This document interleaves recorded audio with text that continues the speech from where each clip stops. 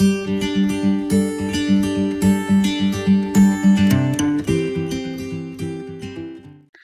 Students, मैं doctor Savita Verma, associate professor. Students, आज हम पढ़ेंगे मास्टर आर्टिस्ट फ्रांसिस्को गोया। स्पेनिश चित्रकार है। इनका जन्म 30 मार्च 1746 में स्पेन में हुआ और मृत्यु 10 अप्रैल 1828 में। जब इनकी मृत्यु हुई ये 82 वर्ष के थे और स्पेनिश चित्रकार के रूप में इन्होंने प्रसिद्धि प्राप्त की। गोया का जन्म एक निर्धन किसान परिवार में स्पेन के अरागोन प्रांत में हुआ। अन्य किसान बच्चों की तरह इनका भी सुबह से शाम तक खेत में परिश्रम करने का काम था। जब वह खेत में काम करते थे उस समय जली हुई लकड़ियों से पत्थर व चट्टानों पर रेखा चित्र बनाया करते थे। इस छोटे से बच्चे को चित्र बनाता हुआ देखकर गांव वालों ने उसको गिरजाघर की वेदी पर लटकाने के पट को चित्रित करने का काम दिया और वह उसे 14 वर्ष की आयु में उसे करने लगे और 14 वर्ष की आयु में एक सज्जन ने उन्हें अपने खर्च पर कला अध्ययन के लिए सारागोसा शहर भेजा। किंतु वह सारा दिन चित्र बनाते और रात में नशा और नृत्य करते और छुट्टी वाले दिन तलवारों की लड़ाइयां व सांडों से लड़ाई करने में व्यतीत करते थे। जैसा कि मैंने आपको पहले भी बताया था कि गोया एक स्पेनिश चित्रकार हैं। वह चित्रकार भी हैं, प्रिंट मेकर भी हैं और लिथोग्राफ भी हैं।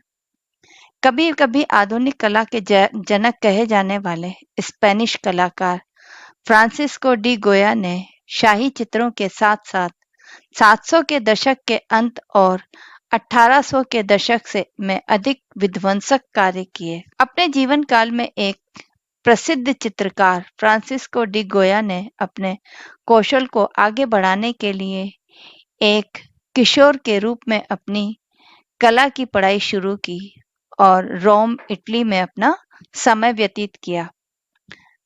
1770 के दशक में गोया स्पेनिश शाही अदालत के लिए काम करना शुरू कर चुके थे।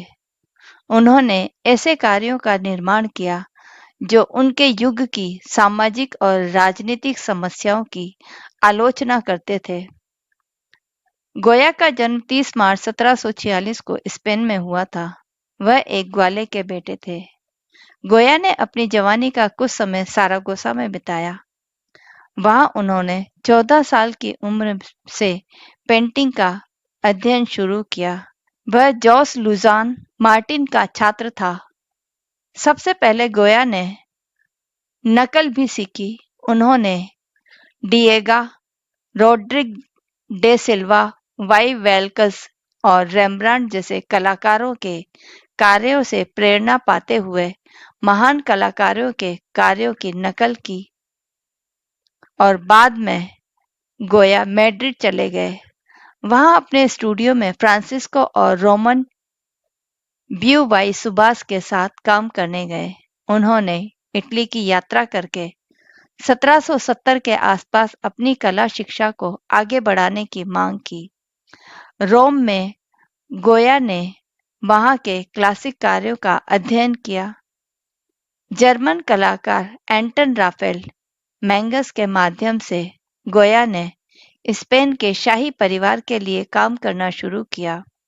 उन्होंने पहले टेपेस्ट्री कार्टून चित्रित किए जो आर्टवर्क थे, जो मैड्रिड के एक कारखाने के लिए बने हुए टेपेस्ट्री के मॉडल के रूप में काम करते थे। इन कार्यों में द पारसोल 1777 और द पाट्री वेंडर 1779 जैसे रोजमर्रा के जीवन के दृश्य शामिल थे। 1779 में गोया ने शाही दरबार में एक चित्रकार के रूप में कार्य किया।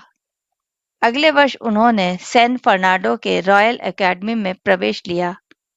उन्होंने अपनी इस वृद्धि को जारी रखा। अब गोया ने एक कलाकार के रूप में अपनी प्रतिष्ठा स्थापित करनी शुरू की। 1792 में गोया एक अनजान बीमारी से पीड़ित होकर पूरी तरह से बहरे हो गए। उन्होंने अपनी वसूली के दौरान गैर कमीशन चित्रों का काम करना शुरू कर दिया, जिसमें जीवन के सभी क्षेत्रों की महिलाओं के चित्र भी शामिल थे। अब उनकी शैली कुछ हद तक बदल गई थी। पेशेवर रूप में कामयाब होने के लिए गोया ने 1795 में रॉयल अकादमी का निदेशक के रूप में चयनित किया गया। वह शाही प्रतिष्ठा का हिस्सा हो सकते थे, लेकिन उन्होंने अपने काम में स्पेनिश लोगों की दुर्दशा को नजरअंदाज नहीं किया। नक्काशी की ओर मुड़ते हुए गोया ने 1799 में लॉस क्रेपिचोस नामक चित्रों की श्रृंखला बनाई, जिसे राजनीतिक और सामाजिक घटनाओं के रूप में देखा गया। 80 प्रिंट ने देश में व्याप्त भ्रष्टाचार, लालच और दमन का पता लगाया। यहाँ तक कि अपने आधिकारिक काम में गोया को लगता है कि उन्होंने अपने विषयों पर आलोचनात्मक नजर डाली है। उन्होंने 1800 के आसपास किंग चार्ल्स फोर्थ के परिवार को चित्रित किया, जो उनके सबसे प्रसिद्ध कार्यों में से एक है। कुछ आलोचकों ने टिप्पणी की कि यह चित्र एक यथार्थवादी चित्र की तुलना में एक कैरिकेचर से अधिक लग रहा है। कैरिकेचर मतलब कार्टून। गोया ने अपनी कला का उपयोग देश के इतिहास के क्षणों को रिकॉर्ड करने के लिए भी किया। 1808 में फ्रांस नेपोलियन बोनापार्ट के नेतृत्व में स्पेन पर आक्रमण किया। नेपोलियन ने अपने भाई जोसेफ को देश के नया नेता के रूप में स्थापित किया। जब वह नेपोलियन के अधीन एक अदालत में चित्रकार के रूप में थे, तो गोया ने युद्ध की भयावहता को दर्शाने वाली श्रृंखला तैयार की। 1814 में स्पेनिश रॉयल्टी के बाद राजगद्दी हासिल की। फिर उन्होंने दी 3rd ऑफ मई चित्रित किया। एक पेंटिंग इन्होंने और चित्रित की थी, द 2nd ऑफ मई, यानी कि 2 मई और 3 मई, जिसमें युद्ध की सच्ची मानवीय लागत दिखाई दी। यह फ्रांसीसी नेताओं के खिलाफ मैड्रिड में विद्रोह को दर्शाता है। फर्डिनेंड सेवंथ के साथ जब सत्ता में रहे, गोया ने जोसेफ बोनापार्ट के लिए काम करने के बावजूद स्पेनिश कोर्ट में अपना स्थान बना के रखा। फर्डिनेंड ने कथित तौर पर एक बार गोया से कहा था कि आप गले लगाने के लायक नहीं हैं, लेकिन क्योंकि आप एक महान कलाकार हैं, इसलिए हम आपको क्षमा करते हैं। स्पेन में अन्य लोग इतने भाग्यशाली नहीं थे, क्योंकि राजा ने उदारवादियों पर नकेल कसने की मांग की। उन्होंने देश को एक संवैधानिक राज्य बनाने की मांग की। बाद में राजनीतिक माहौल इतना तनावपूर्ण हो गया कि गोया स्वेच्छा से 1824 में निर्वासन चले गए। अपने खराब स्वास्थ्य के बावजूद गोया ने सोचा कि वह स्पेन से बाहर सुरक्षित हो सकते हैं। गोया फ्रांस के बार्डो शहर चले गए, जहां उन्होंने अपना शेष जीवन बिताया। इस समय के दौरान उन्होंने पेंट करना जारी रखा। उनके कुछ बाद के कार्यों में निर्वासन में रहने वाले दोस्तों के चित्र भी शामिल थे। गोया की मृत्यु 16 अप्रैल 1828 को फ्रांस के बार्डो शहर में हुई थी। गोया ने अपने कला शिक्षकों फ्रांसिस्को और रामोन व्यू ए वाई सुबोस की बहन जोसेफा वेयू वाई सुबास से शादी की और उनके एक बच्चा था, जो वयस्क होकर पुत्र जेविसर बना। आधुनिक कला के पिता के रूप में फ्रांसिस्को डी गोया को हमेशा प्रतिष्ठित कलाकार के रूप में याद किया जाएगा। उन्होंने अनेक बाद की पीढ़ियों को भी प्रभावित किया। उनकी फेमस पेंटिंग्स में से 2 मई और 3 मई। यह पेंटिंग गोया ने उस समय बनाई थी जब नेपोलियन की फौज ने स्पेन पर आक्रमण किया था और बेकसूर देशवासियों का नरसंहार हो रहा था। गली गली में लोग गोलियों से उड़ाए जा रहे थे। बस इन्हीं दृश्यों को देखकर संवेदनशील कलाकार गोया अत्यंत विचलित हो उठे और उन्होंने ऐसा प्रभावशाली चित्र बनाया। गोया ने इस चित्र में नरसंहार का जीता जागता दृश्य उपस्थित किया है। गोया की फेमस पेंटिंग्स में से है ले माजा देसनुदा यानी कि द नेकेड माजा और है द क्लॉथेड माजा।